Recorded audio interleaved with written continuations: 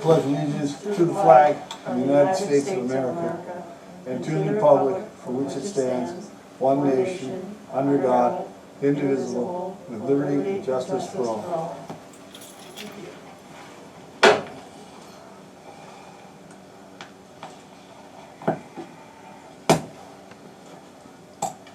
In compliance with the Open Public Meeting Act, Chapter 231, Laws of 1935, State of New Jersey, adequate notice of this meeting of the South River Board of Education was provided in the following manner.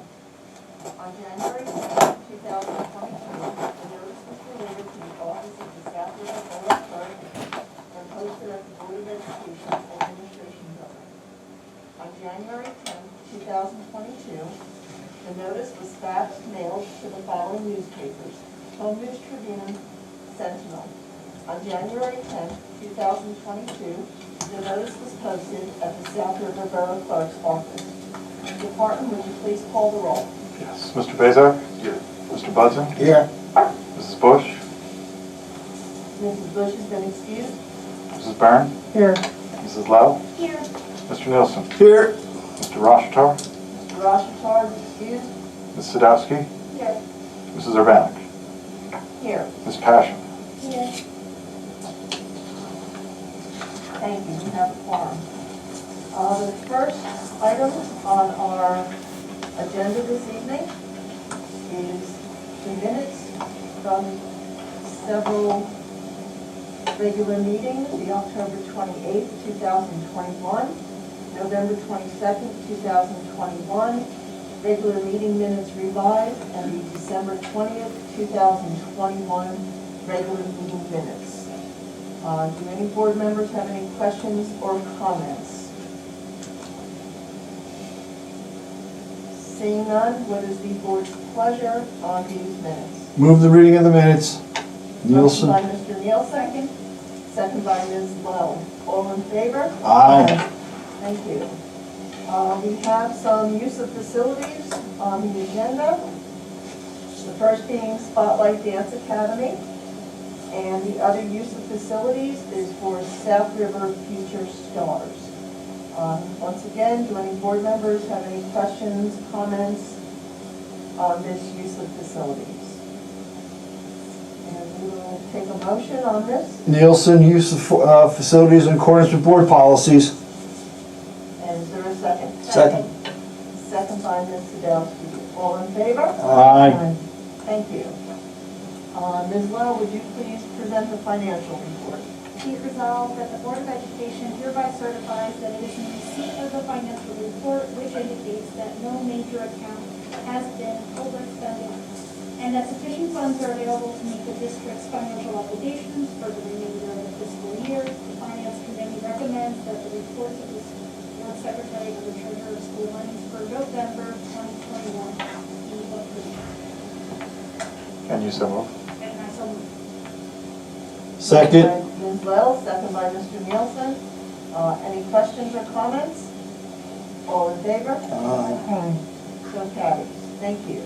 At this time, we're going to turn the meeting over to our very capable Superintendent Zurcher for her monthly report. Thank you, Mr. Brown. I do want to speak out of this report from the way this report was written and submitted before. We had the incident that just occurred on Friday at the primary school, and I do want to speak to that briefly tonight. So as you are likely aware, we've had an issue with the power in the transformer at the primary school. I communicated that out to our primary school community. And as a result of that, we had no power on Friday, which meant we also had no internet, no phone system, no security system, no heat. And therefore we had to do emergency closing. We never took a date when these things happen, and of course that would happen pretty much 5 minutes before our arrival time at the primary school. So I want to begin by thanking all of our families for your flexibility. I want to begin by thanking our families for your flexibility, for your cooperation, your understanding as we were sorting through what was taking place. In the meantime, we knew our goal, our primary, only goal was to get the school up and running for Monday, get our children and our staff back in, and to do so safely.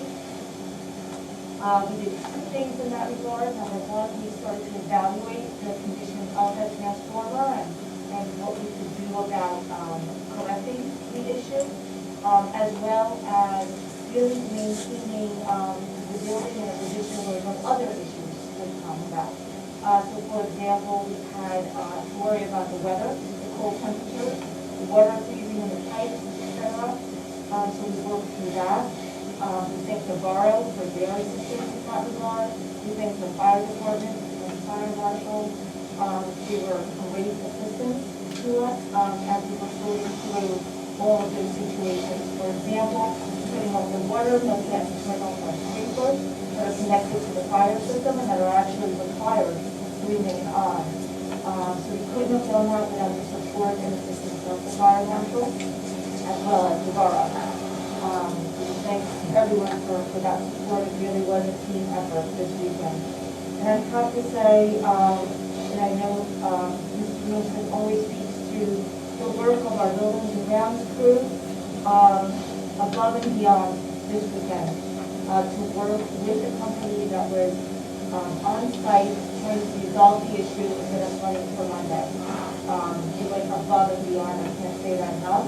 They were here from early morning on Friday all the way to last night, when we got the final clearance from the fire marshal for occupancy at around 5 p.m., 5:30 p.m. last night.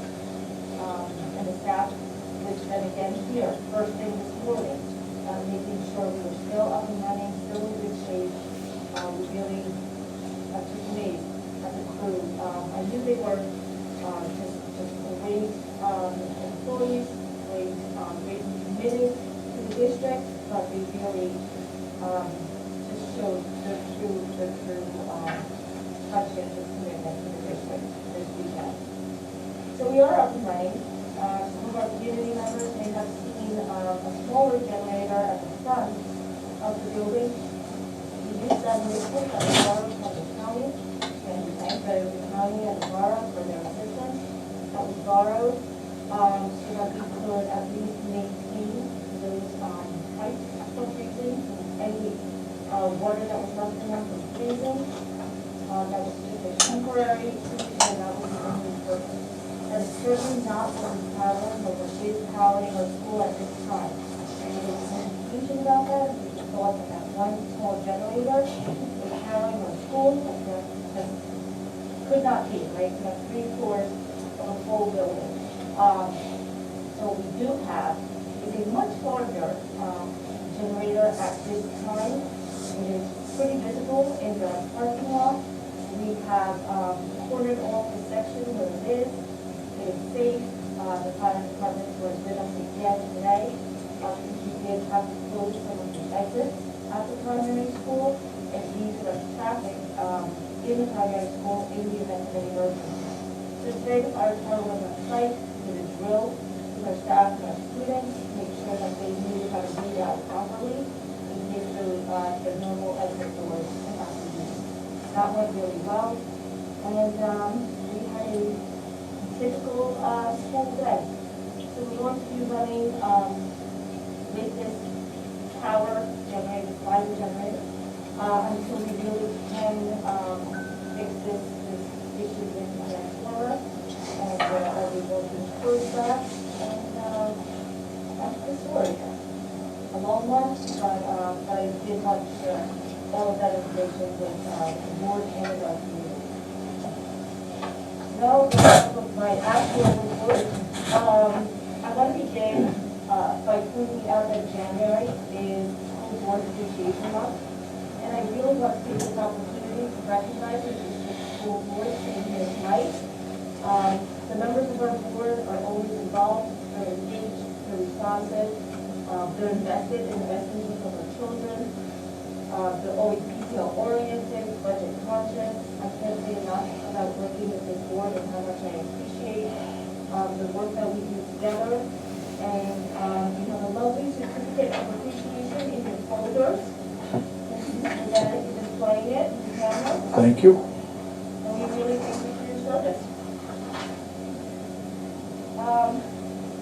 In COVID-related matters, after COVID, we've had some recent updates relating to quarantine periods and travel. We're happy to report that we're giving our students and staff an opportunity to early return from quarantine if they are symptom-free. These changes are based on the latest guidance from the CDC, which was adopted by the New Jersey Department of Health. So we are basing the changes that we're making in district on those changes that are happening at the CDC and being adopted by our students. Any information that you need, always found, I say it every month, in the COVID tab on our district website, as well as we put together a quick parent reference guide. Hopefully you find this useful. It's just very simple, quick information that hopefully is helpful to you so that you don't have to go through a lot of links and a lot of verbiage to find the information you need. Budget process. It's that time of year. We are beginning to have our departments and our schools start to work on the budget and start to prepare a budget that we're going to present to Mr. Costa and myself for review. And we are hoping that we have a tentative budget approved by the board in March at the county office, approval at the county level, and then that the budget will be presented to the public in April. That is the budget calendar. That is the required budget calendar. We're hoping that we can maintain that calendar and that nothing such as a COVID matter or anything of that nature interferes with that. But we are in process. And the last item I want to speak to today is related for Dr. Tristano to present our student achievement data. And I'll call thank you for voting on this time. Thank you.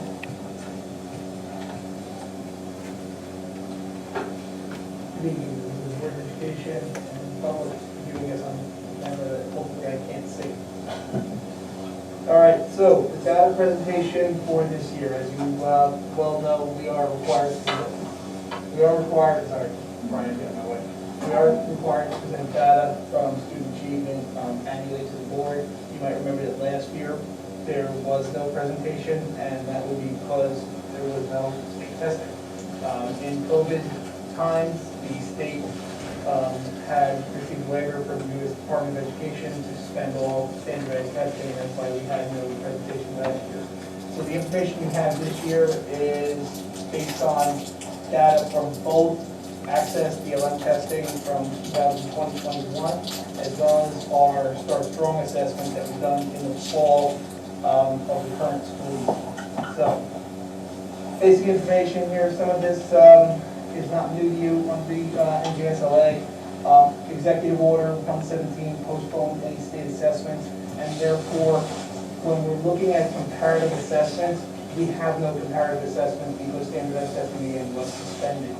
On April 6th, the U.S. Department of Education recognized the pandemic, that we need flexibility, and then authorized the postponement once again of standardized testing in language arts, math, and science.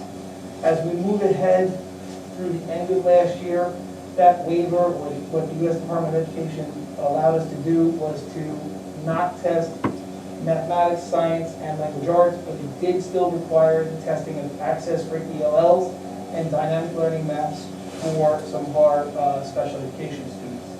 It's only used for the 2020-21 school year, and moving forward for this year and subsequent years, we will be giving the requisite state testing that we traditionally do. So we do the Start Strong assessment. The Start Strong assessment was a statewide assessment that was created to assist districts in getting some basic background information on skills the students need to be successful. It is given in language arts grades 4 through 10, mathematics 4 through 8, algebra 1, geometry, algebra 2, and in science grades 6, 9, and 12. And that's a unique change because our science assessments are actually given traditionally in 5, 8, and 11. The reason they did it for 6, 9, and 12 was to assess students in what they learned when they were in grades 5, 8, and 11. However, this year they're 12th graders, 9th graders, and 6th graders. So we're looking back to to what they should have mastered, if you would. It's not meant to provide a passing grade. I caution you as we go through this presentation. It's not saying you're passing, you're not passing. It's actually looking and saying levels of support that students may need to be successful moving forward. It has no correlation to NJSLA from prior years, and it's not really a predictor of moving forward. It's more so a reflection of what was done and where the students have been. So the questions that were used on the Start Strong were based on a subset of academic standards from the prior year. What the state had done is they had looked at standards and they really identified the key standards the students should have mastered as they had completed last year, and that's where these questions were derived from. 3 levels of proficiency for Start Strong. Again, it looks very different than it does in SLA. You have levels 1 through 3, and we're just suggesting strong support, some support, and less support. In theory, those students who are going to be assessed at less support would be your ones that really have either mastered or demonstrated proficiency in standards from last year. Those who require strong support may need strong support. SAT scores did not change, AP scores did not change, and again, for AP testing, we do have the potential for students to waive prerequisite courses or achieve college credits in courses that they took AP and passed AP exams. As always, for AP exams, we do tell the students to check with the institution that they're attending when they move on to college to see if the AP score is going to be accepted for college credits for a direct course, or if it's going to be accepted for an elective course. So the overall summary by school is listed. Again, starting from left to right, we have strong support needed, so even students who are going to require additional support, teachers may have to differentiate a little bit more. We may need to address different weaknesses. All the way to the right, where less support is needed. I group these by schools under each of the tests, so language arts first, math, and then science.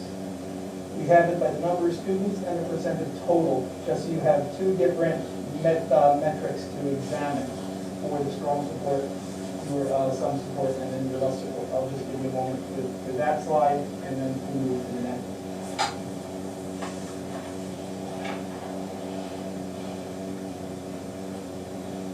Dr. Joe, I have a Yes. question on this slide. Yes.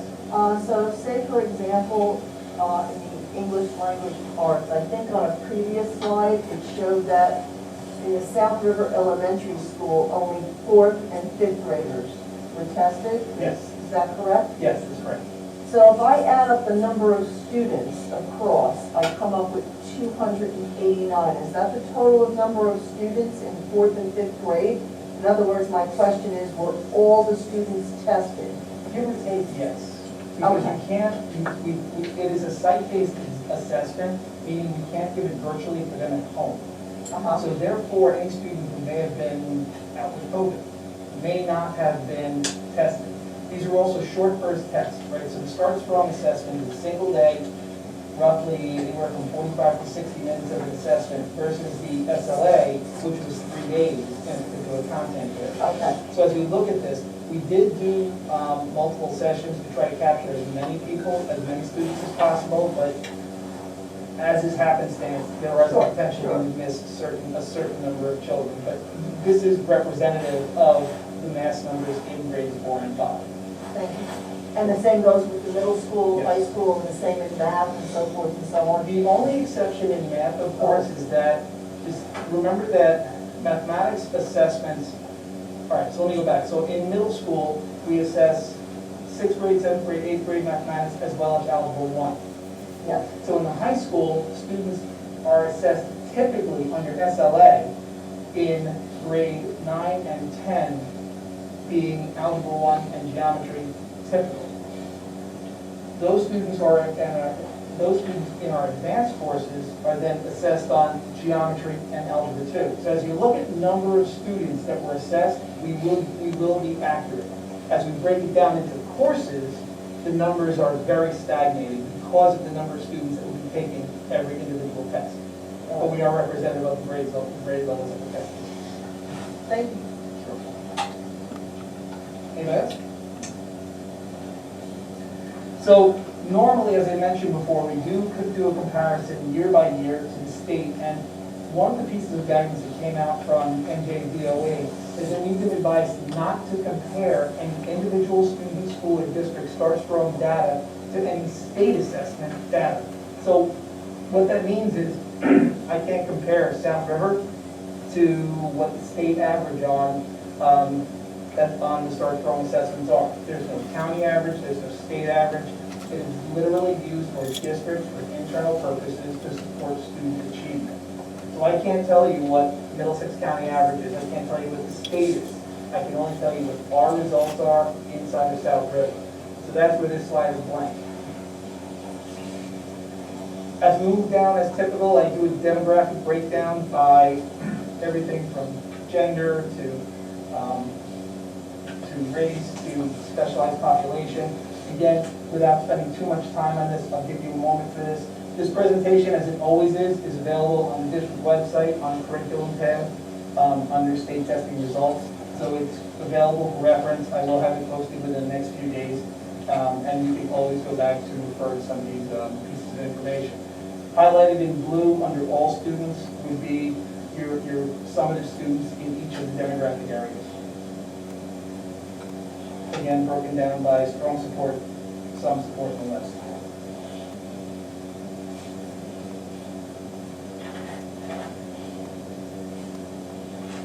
I have the same slide here for the mathematics. So mathematics achievement is comparable as well. Again, you'll notice in, for example, under all grades, there are more students, I believe, for mathematics that were assessed here versus English. And that again came down to the number of students that we were tested to be able to test at a particular time based on COVID related at the beginning of the school year.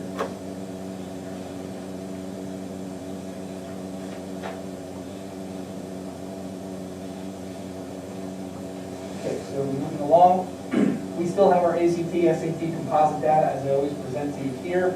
The one piece of information that I do want to present to you is under ACT mean score. You'll notice that there is no data for South River nor for state. The reason there's no data for South River nor for state is we did not receive enough summative information on our own students to delineate a South River ACT score. Those scores are reported. If I'm able to manually do this, I will go ahead and present that information to you at a later time. At this point, we don't have enough data to provide any kind of ACT summative mean score. However, we do have our number of AP exams. I don't know if I have it referred to later on, but you will notice there is a decrease in the number of AP exam students and the number of AP exams that were given. Again, in a COVID year, some of the AP testing was modified. It wasn't your typical testing schedule or your testing regimen.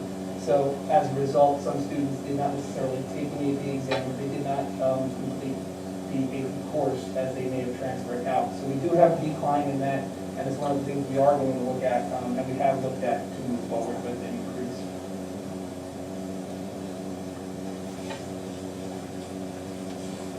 We have the mean score by course. Again, this is all the different AP courses that we do offer. We do have the comparison between the number of students that took the AP exam and the score for South River, plus the comparative score of the College Board. The College Board comparative score is a national score. You can compare it to the national norm, not the New Jersey norm. So you will see that data as you look and compare, for example, AP Biology. As we compare South River scores, we're comparing to national norms. For AP Studio Art, we had no students take it last year. AP World History, we had no students take that course as well last year, so we do not have any data to present for those two courses.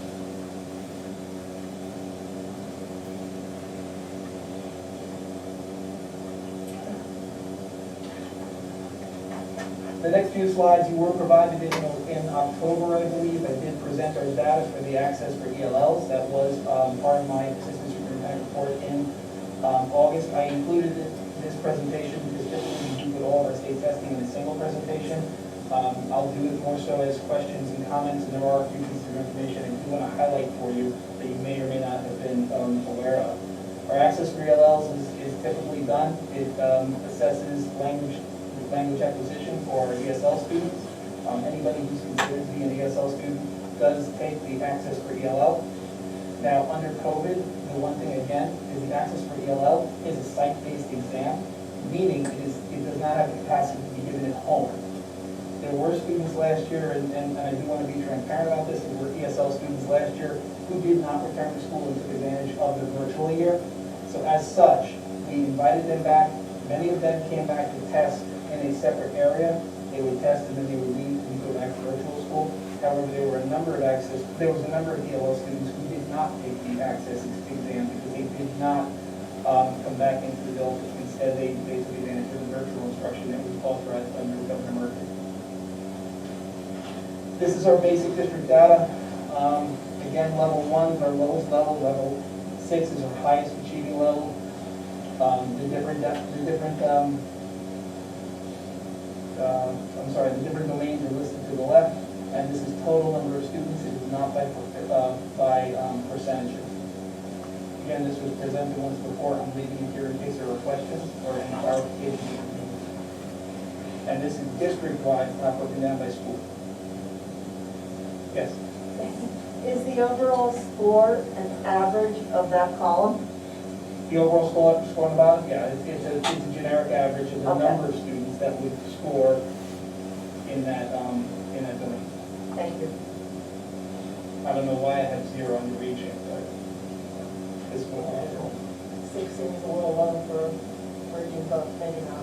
Well, again, let me go backwards a second here, because some of these domains, for example, oral language takes into account both listening and speaking. So as we start to examine some of these scores do have a slight skew, if you would, because you're going to incorporate a percentage of this and a percentage of that. So as you start to bring that in for individual students, you have a very large range of evaluating. Now, this is, I included this because I do want you to see where we are, and this is really our historical data for the number and the percentage of students that have taken access over the last few years. Again, in 1920, there was no access testing.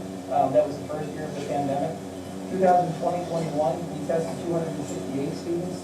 Their data is listed straight across and the numbers of students that have proficiency level.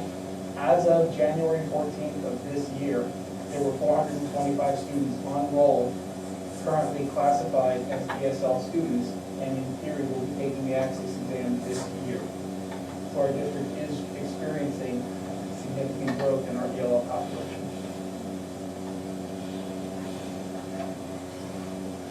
The dynamic learning maps, again, those are given to a very specific special education population with cognitive disabilities, and these students, standardized exams would not measure their ability, nor will it measure their proficiency. So the BLM testing is reported in 4 categories: emerging, approaching, at target, and advanced. Results for those are here. Now, the reason they're very sporadic grades is because the BLMs are only given to very specific students and very specific grades. So when the BLM was given last year, we had 3rd grade students, 4th grade students, 6th grade, 11th grade. There were no students given the BLM in, let's say, 9th grade nor 8th grade. So that's why they are represented very with scattered grades. And again, on the bottom of this page, I do want to point out to you that there were some students who did not return to school, and again, BLM is a site-based exam, and therefore those students could not be assessed.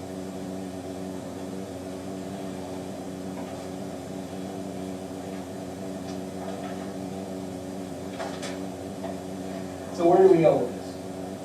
So these were our main pages, really, and this is what I want to highlight, takeaways and some of where we're going with this, is that it provides a benchmark to set for review for examining student data. It's not designed to predict the future. It's not designed to say, what happened. It's more so, here's where we are, here's what we're going to do, and how do we support student achievement moving forward. Again, we don't compare this year to year. We can't compare this year to year. We've never given Start Strong in this district before with 1 year, so we can't compare. And really, it's not designed to be comparative. Totally affected our students, and there's no denying it. We know that inside and out. We're aware of that, we're aware of it. So based on the results, we've identified various areas for students. In fact, it can be noted that performance of math is actually significantly below expectation. And for somebody who taught math for a very long time, that's tough to be swallowed. But those of us who are more language-based, anyway, I noted the ESL population before. So where do we go from here? We have our continuing ASI program that we do have up and running. There have been some hiccups to that. I'm not going to, again, hide that from you, but we do have a level of literacy LLI being used in there for struggling readers. We have other intervention tools from iReady provided. We use our moving with math in different grade levels. We primarily use that in our upper elementary and middle school grades as support. We look into we're looking into a supplemental English and math programs for high school and middle school to use. And again, high school has that help and access period at the end of the day. And we're really looking to target that period and that period of time to do almost an ASI for all. So anybody who needs the adjustments and needs the assistance, providing that assistance during the end of the day at that time. We're now assessing and monitoring reading levels for K-5. We're actually recording that in our data system, so we can actually track and start to monitor some of our younger students in their progression in the reading levels. We now have some targeted professional development. We do our PD by academic departments and grade levels. We've actually taken, I don't think it's on here, but we've started talking about this is the last thing, I'll kind of out of order. We're really starting to take a look at professional development across the grade levels and nurture the heart, diversity and equity and inclusion. And we're trying to take a look a little bit differently into the whole child and not just the academics of the child. Sometimes we learn things about a child that interferes with their learning that doesn't have anything to do with academics. It's something that they bring with them, something that they have internally. So now we're really trying to address some of those needs from the teacher perspective and actually bring in some student programs to help the students deal with different areas of their own learning.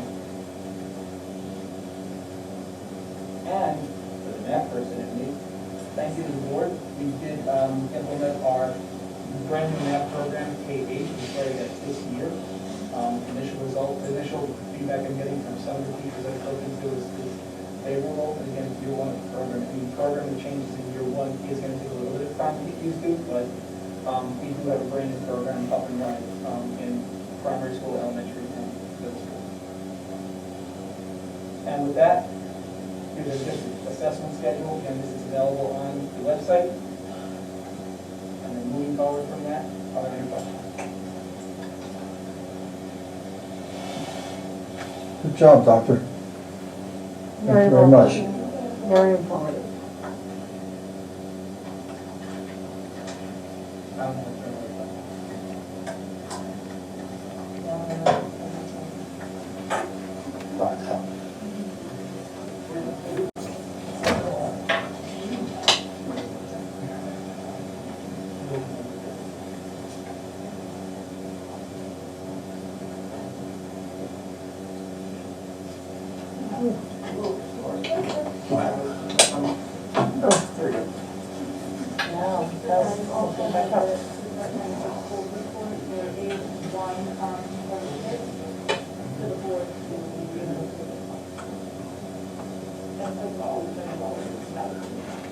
Thank you very much.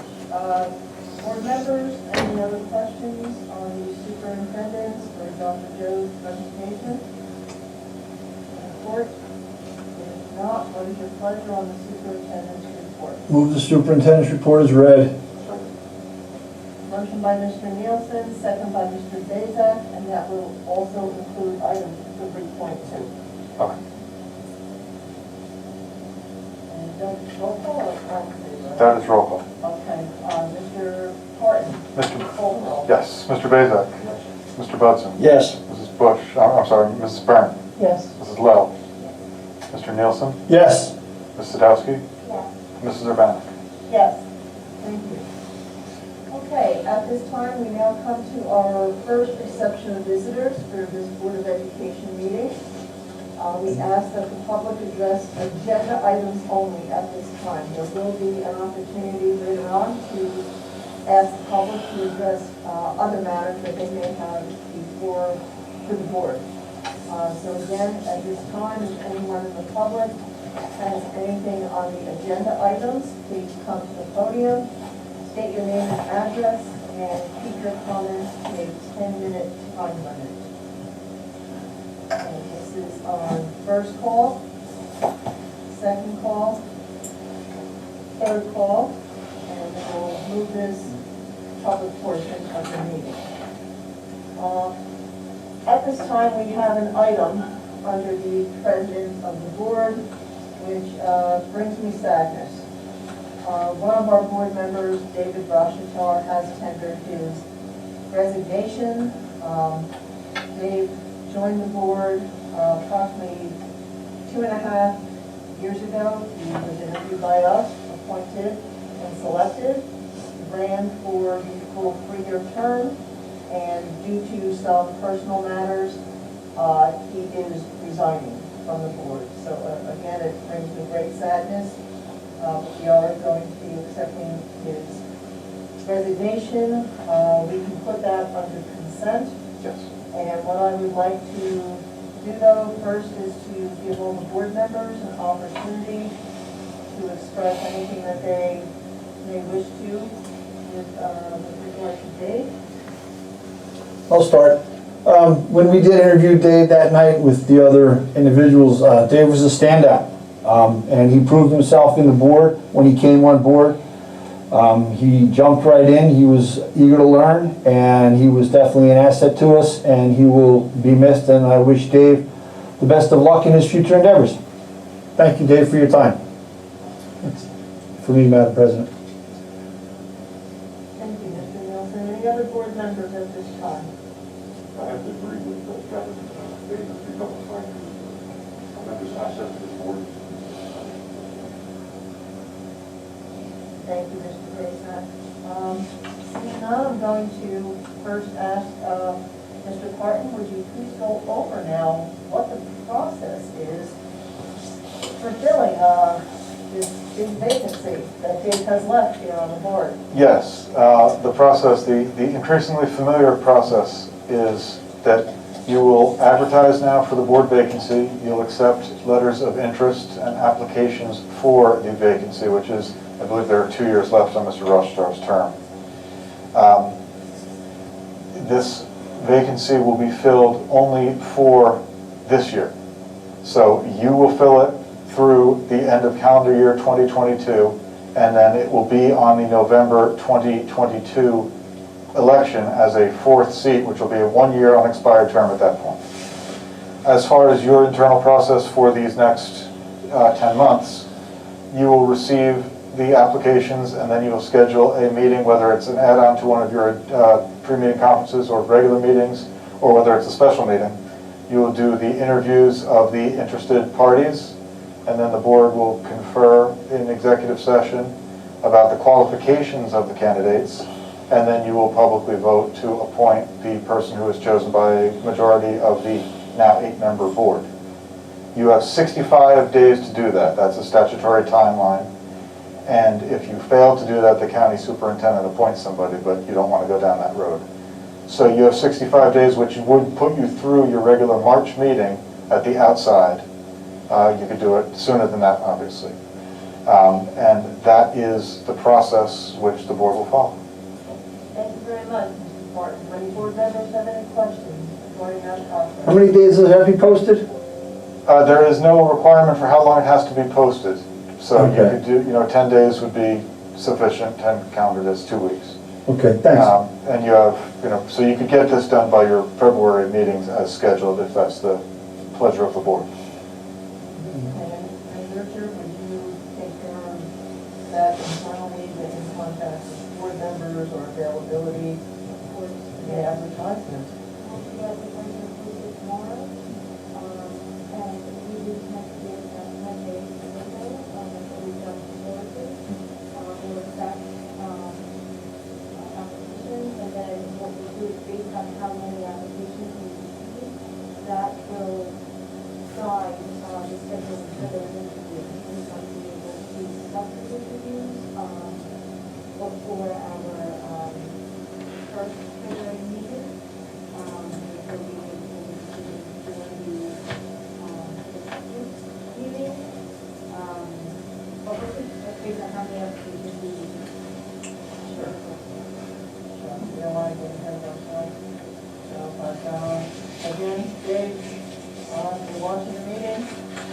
necessary service.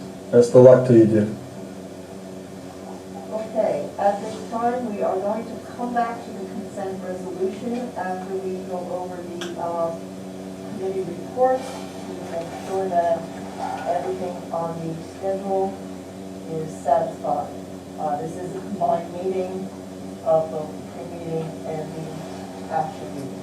So our first committee report, athletics and extracurricular, Mr. Goodson. There's nothing on the agenda just to say that the boys' basketball team is doing exceptionally well. The girls' basketball team is doing somewhat well. And the middle school wrestling team came in third place in the county tournament, which is a first for us. And that's all I have. Thank you. Buildings and grounds, Mr. Nielsen. Thank you, Madam President.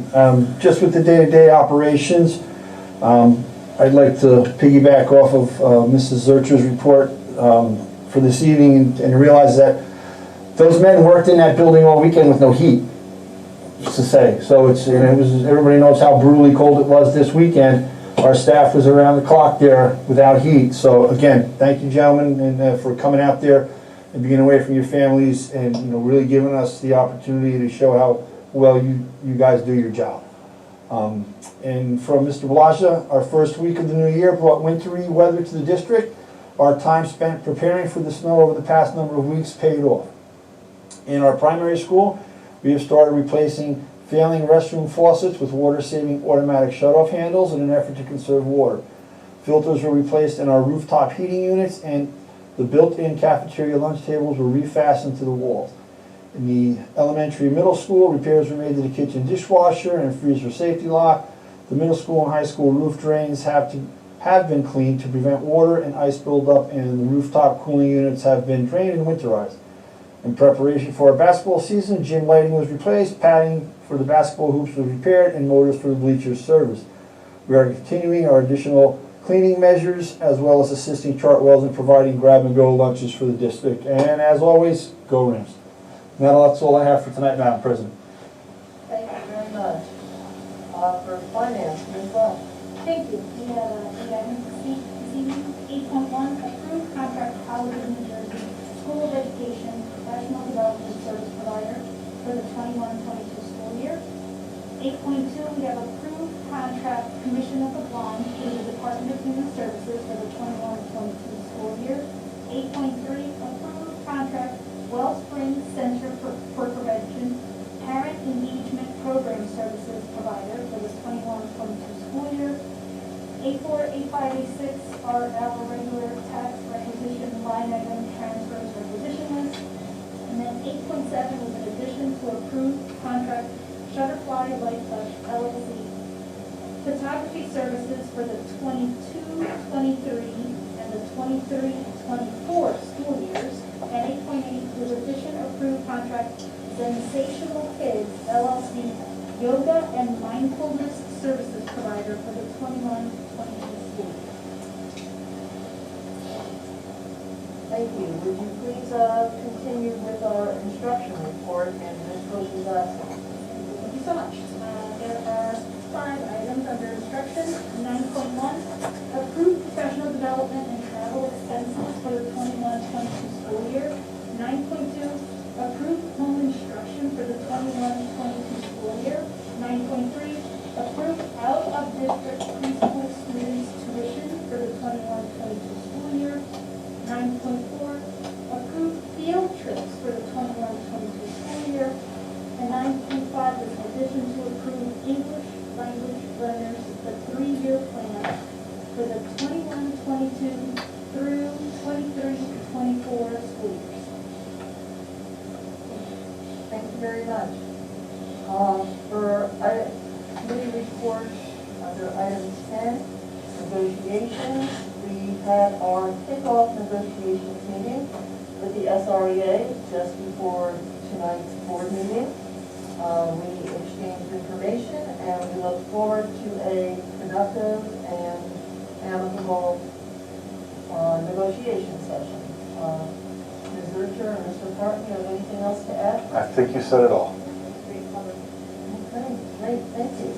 And under policy and legislation, Mr. Goodson, can you give a report on that committee for us? There's nothing on the agenda for tonight. Okay. And under Human Resources, Mr. Dazak. Thank you, Mr. Bowden. I have 14 items on the agenda. Item 12.1, approve resignation, Bonnie Francio, high school nurse. Item 12.2, approve resignation, Carol Sullivan, luncher. Item 12.3, approve additional volunteer coaches 2021-2022 school year. Item 12.4, approve disability sick maternity family leave, Nicole Komorowski, high school mathematics teacher, 2021-2022 school year. Item 12.5, approve disability sick family leave, Rebecca John, middle school special education science teacher, 2021-2022 school year. Item 12.6, approve unpaid leave of absence, Kenneth Dominant, lunch aid, 2021-2022 school year. Item 12.7, approve unpaid leave of absence, Virginia Casupius. Lopez, lunch aid, I'm sorry, lunch aid, 2021-2022 school year.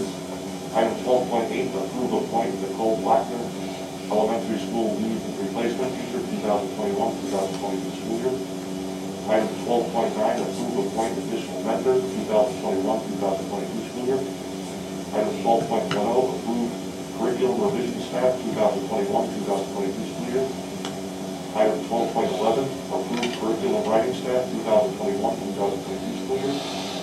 Item 12.12, approve appoint Erin Bedford, elementary school special education teacher, 2021-2022 school year. Item 12.13, approve appoint Elizabeth Osborne, elementary school teacher, 2021-2022 school year. And item 12.14, addition approve appoint Allison Fernandez, special education paraprofessional, 2021-2022 school year. That's all I have. Thank you. Under Safety and Risk Management, Ms. Sadowski. Thank you. There's one item on the agenda for this meeting, item 13.1, is the addition approve transportation services agreement, Northern Regional Educational Nursing Tuition for the 21-22 school year. And that's all I have. Thank you. Thank you very much. At this time, we are going to have a consent resolution read, and if there are any items that want to be read separately by the board members, or anyone who needs to abstain from any of the items, please let us know. Otherwise, Mr. Parton, would you please read the consent resolution? Yes, the South River Board of Education, by means of a consent resolution, adopt various resolutions of a routine and non-controversial nature at one time, whereas the below listed resolutions are hereby adopted by said Board of Education in whole, as if the same were individually acted upon. We have President of the Board, item 5.1, Finance 8.1 through 8.8, Instruction 9.1 through 9.5, Human Resources 12.1 through 12.14, and Safety and Risk Management, item 13.1. Thank you. Board, what is your pleasure on the consent resolution? Move the consent resolution. Second by Mr. Nielsen. Second. Second by Ms. Byrne.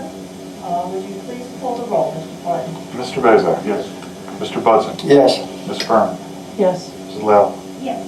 Mr. Nielsen. Yes. Mrs. Sadowski. Yes. Mrs. Urbanek. Yes. Motion carries. Thank you. So now we're going to move on to our school community relations report. Ms. Byrne. Thank you. We have two items. The first is congratulations to senior girls basketball player Tiffany Fisher. Tiffany scored her 1,000th career point on Monday, December 20th, 2021 at home in a win over the Metuchen Bulldogs. Welcome to the 1,000-point club. Congratulations again. And then we have the middle school student of the month for December of 2021. For English Language Arts, grade 6, Zariah Sessoms. Grade 7, Alexandria Mirabel. Grade 8, Jake Denner. For math, grade 6, James McKenzie. Grade 7, Antonio Milano. Grade 8, Janelle Gonzalez Dolores. For science, grade 6, Sebastian Dearson. Grade 7, Noah Lopez. Grade 8, Melissa Gutierrez. Social Studies, grade 6, we have 2, Brigham Green and Sergio Griotsky. Grade 7, we have 2, Yaneli Gonzalez and Cindy Aguilar. Grade 8, we have 2, Mariana Sousa and Sydney Rigel. ESL, grade 6, Carlenas Brito. Grade 7, Vinicius Texeria. Grade 8, Wilson Colque Baki Lima. For PE, grade 6, Maketa Tereski. Grade 7, Lamis Awad. Grade 8, Noah Barrero. And for the cycle, grade 6, Daniel Ramudit. Grade 7, Ella O'Brien. And grade 8, Margarita Ikonomova. And that is all, Madam. Thank you. Our school board borough council liaison committee, Mr. Nielsen. Nothing to report at this meeting, Madam President. Hopefully with this weather breaking, we can get together, because I know they are on virtual down at the Criminal Justice Building, so it's going to be kind of tough for us. Okay, thank you. PTA liaison, Ms. Sadowski. Thank you. There's several things going on with the primary school. They have Fisher Fox Summers are going on. They have Spring History Day coming up on February 22nd. And they have a couple events coming up. They scheduled the Winter Wonderland to begin in April. So they're going to incorporate some fall, spring activities into it. Read Across America is coming up. The elementary school, they just had a secretary there last week, and they had a calling contest for it. They're also, actually, both PTAs are collecting photos for the yearbook. So they're asking parents to upload, and they are also in the process of their fifth grade celebration prep, and they have discount cards too. I think they're going on sale this week or next week, that are good for the whole year. Basically, a lot of PTAs are just getting ready for teacher appreciation and May and prepping for Fun Day in June. And that's really about it. Thank you. Thank you. Our South River Public Library liaison, Mr. Goodson.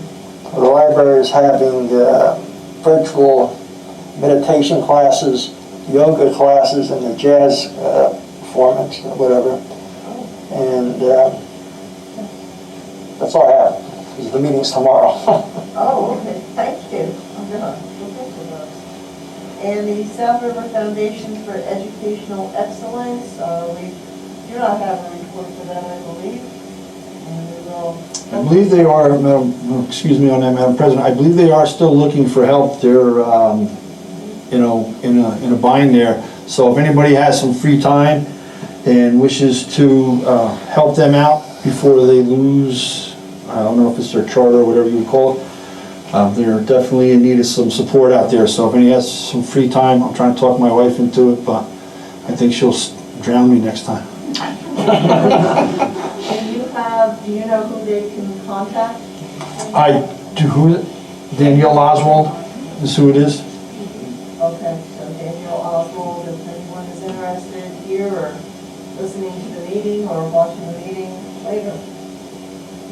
Okay, and our student board representative, Ms. Passion. Thank you. For school lunches, students have said that they don't want their lunches repeated twice within the same week, which has happened a few times before. They prefer a variety of lunches within the week, which is what we have now.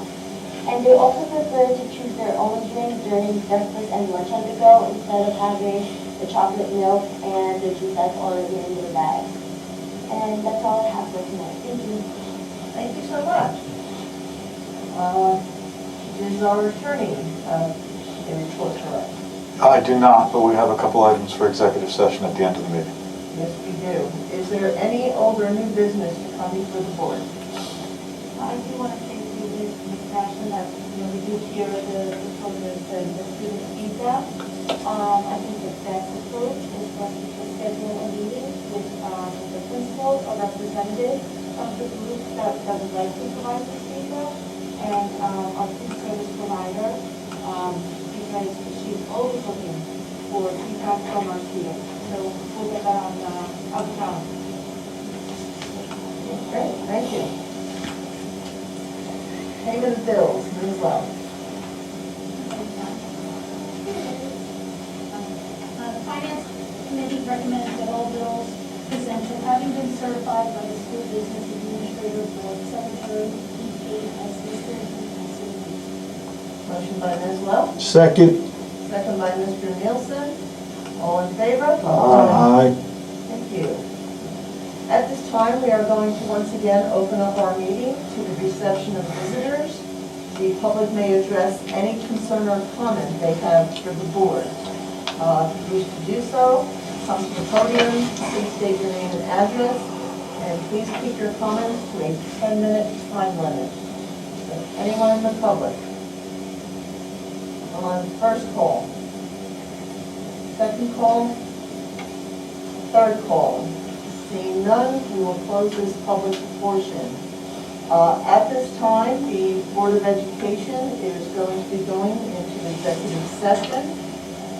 So be it resolved that pursuant to section 7 and 8 of the Open Public Meetings Act, the following subjects to be discussed at a session of the Board of Education closed to the public, and those items would be attorney-client privilege, negotiations, and personnel.